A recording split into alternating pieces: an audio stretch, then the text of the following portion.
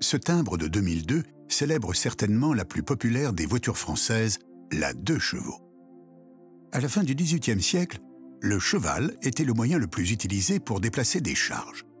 Avec l'invention de la machine à vapeur, il a fallu établir une conversion entre sa puissance et celle que l'on peut obtenir d'un cheval. Le cheval-vapeur devient donc la puissance développée par un cheval pour remonter de 1 mètre une masse de 75 kg en 1 seconde.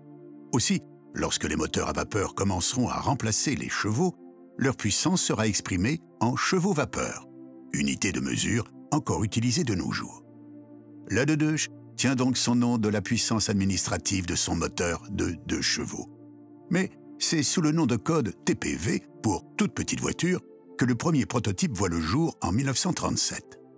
Le cahier des charges précise « Une voiture pouvant transporter 2 cultivateurs, 50 kg de pommes de terre ou 1 tonne lait à une vitesse maximum de 60 km/h pour une consommation de 3 litres d'essence au 100. » La guerre vient interrompre le projet.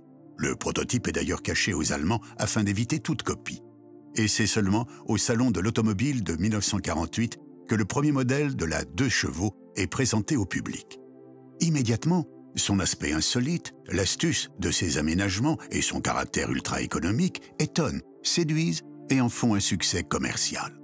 Après 40 années de fabrication, la dernière voiture sort de l'usine de Mangalde, au Portugal, le 27 juillet 1990.